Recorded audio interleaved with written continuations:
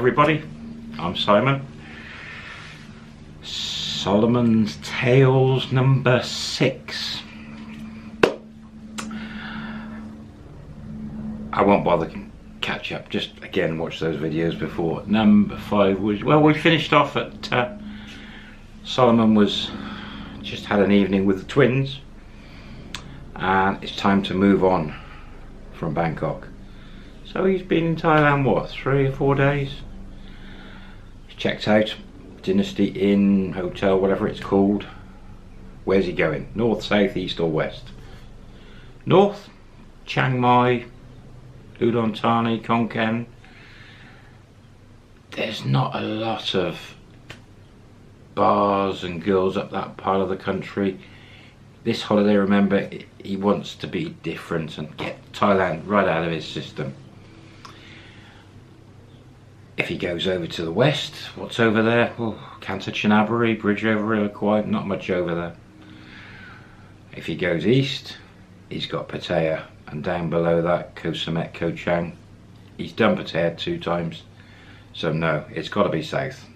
And Solomon loves the sea, the beaches, the water. That's not what this holiday's about. However, he's had a few hectic days, and wouldn't be a bad thing to get near a beach. So he decides, right, south, Phuket. But he doesn't want to fly. He wants to see Thailand a bit this time on this trip. So he doesn't want a bus. 12-hour trip on a bus? No thanks. Never. Taxi, too expensive. Doesn't want to fly. Only alternative left is the train.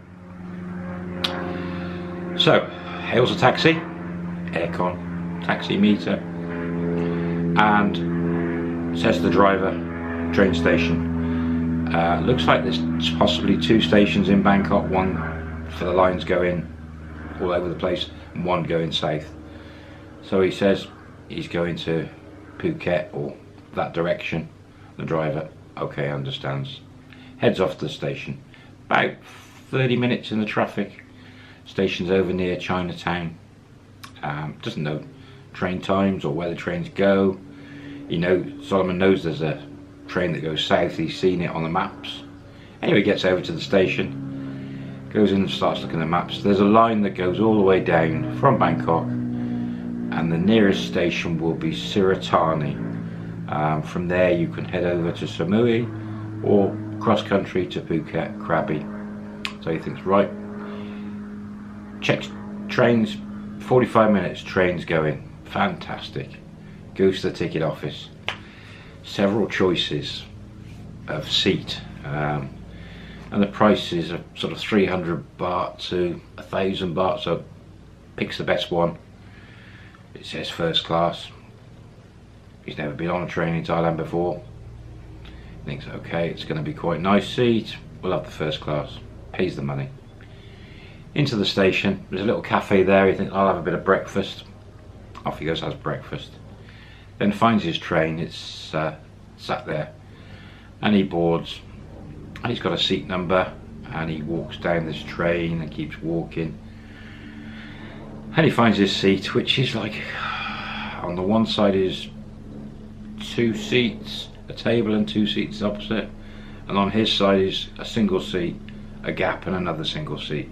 It's like a metal seats with cushions on, and a big folding down single bed above him, and the seat he's on folds into a single bed as well by the looks of it. So obviously if you're travelling night, it's single beds. Alright, it doesn't seem first class. It's sort of okay, the cushions are clean, but it's metal, it's not that comfy. A bit hot in the carriage as well. Thinks, oh my god, this is first class, what's the other classes like? Oh, anyway, so he gets himself comfortable, and off the train goes, very slow at about 10 miles an hour, trundling along. And he thinks, oh, this is just because it's Bangkok and the lines go over the roads, it's just safety. And this goes on for about 20 minutes, and then the train starts speeding up, and he thinks, oh, here we go, brilliant, off we go. And it speeds up to about 30 miles an hour, and it never speeds up anymore. it just sits there at a ridiculously slow speed that a little Honda 125 Wave could go faster past him. And he's thinking, this must be going to speed up. No, it never does. Hours and hours pass. It must be something like 4.5, 5 hours. He started off at about 10, the train, and it's coming up for about 2 in the afternoon, and he can't smoke on the train, he can't do anything. There's a little woman comes around with coffee, but he's going stir crazy. This is like 5 hours, and the train announces Hua Hin, and he remembers Hua Hin beach, halfway down maybe. Oh my god, I'm not staying on this train for 10 hours. No way. He thinks, to hell with it, I'm going to get off at Hua Hin. I'll have a night there and reconsider my plans. So grabs his stuff, gets by the door, in it comes to Hua Hin. Very pretty little station. There's like an old steam train opposite on the other side of the track park there. And he gets off and he thinks, oh God, get off. And he gets off the train. 3 in the afternoon, comes out of the train station. All looks very pretty around the station, lots of flowers and garden. Gets the phone out, gets onto Google Maps, got internet, yeah. He bought a DTAC card when he landed in Thailand. Wi-Fi's got everything, brilliant. Looks at the maps, the beach is sort of pretty much straight in front of him, maybe 1,000 meters. And he can see down the road, there's a dead straight road going down from the station down to some traffic lights, and he sees lots of shops and things in the distance. He thinks, right, and off he goes, walks straight down, gets to the traffic lights, and that's the big main road in Hua Hin. And everything on the other side of the road is going to be hotels, shops, bars, bigger hotels and beach. Okay, let's find a hotel. And he walks about 50 meters on the other side of the traffic lights, sees a Burger King. Just before Burger King there's 2 hotels on the right. Turns out they're owned by sisters. The one on the right is slightly better.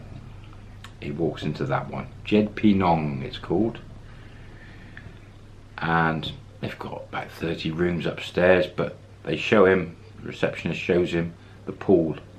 Beautiful pool area, breakfast area, and there's 4 rooms next to the pool, all with sort of glass doors.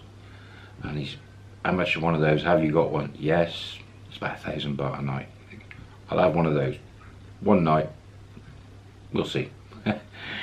Anyway, hands over cash to the reception desk. Got his keys. They've got a safe, little safe boxes, a little room for safe, keep your stuff behind the reception. They haven't got them in the rooms, so the girl mentioned that. Okay, I'll pop my stuff in there in a bit. Anyway, round to his room. Beautiful room, nice, big, clean, open plan with a bathroom, with a shower and usual room.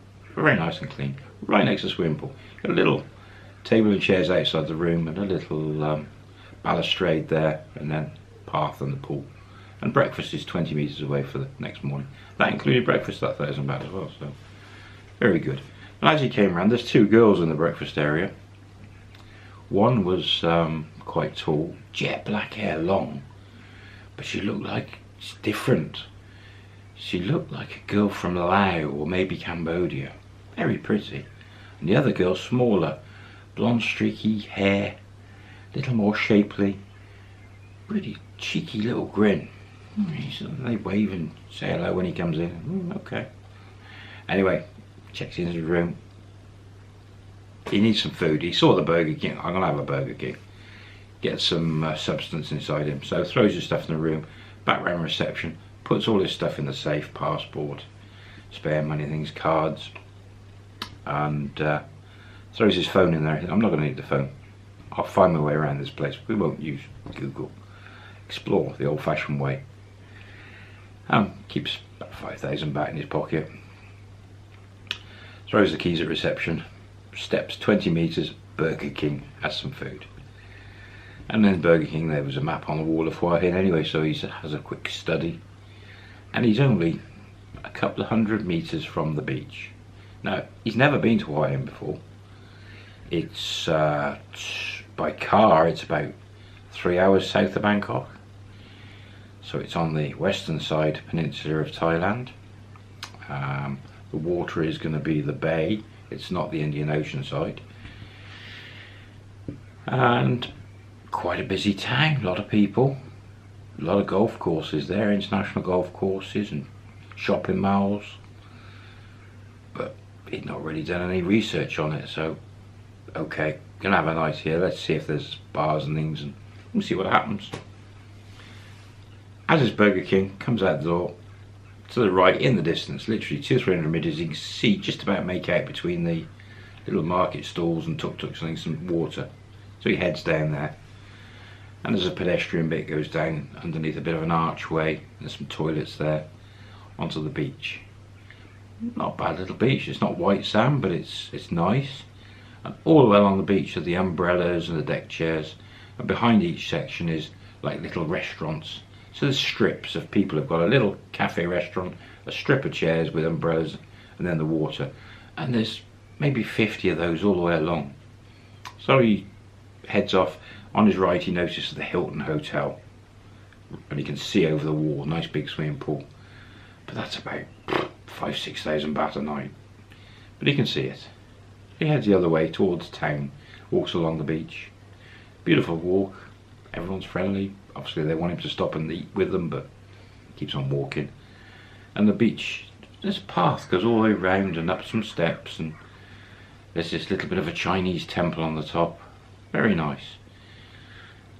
Beautiful place, really nice. Comes around the corner from the temple, heading into town. It's a bit of a road stroke lane, and about 50 meters along. Shop start. There's lots of massage shops there, and this is sort of, I don't know, end of the afternoon, and he thinks, don't know how long I'm going to stay here. He starts seeing a couple of bars ahead, and he thinks, we'll see, it's different, never been here before, it's relaxing. Anyway, just in front on the left on the corner there's a massage shop, lots of girls there. 300 baht for a massage, oil massage. 250 baht for a foot massage. That'd be nice, relaxing. Get myself a foot massage. Well, he heads in, and the girls give him the menu and stuff, and he thinks, oh, very nice. He sits down, has a foot massage, treats himself. Very nice indeed. And he notices other guys coming in and going upstairs, and he inquires, oil massages upstairs, where you lie down. Oh, nice, okay. Anyway, has his massage. He's tired from that train journey, it's worn him out. He thinks, I'm just going to walk along the road, I'm going to go back to the hotel, I'm just going to chill for a bit, maybe have a nap. So he comes out of the massage, walks along, and there's a few bars. It's sort of, I don't know, 5 in the afternoon. Girls are sort of popping up, getting ready in bars. There's quite a few bars along there. He gets to the end of the road, turns left, and he can see Burger King at the top. So he knows where he is. He starts walking up, and there's another street on his left of bars and another street on the right.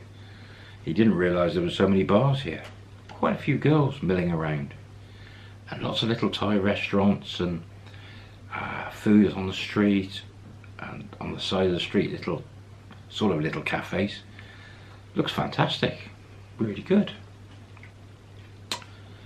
Back to the hotel, grabs his key, into his room, decides that's it, having a nap, has a shower, has a sleep for a couple of hours. He thought, I'll go out this evening, have a look what's what.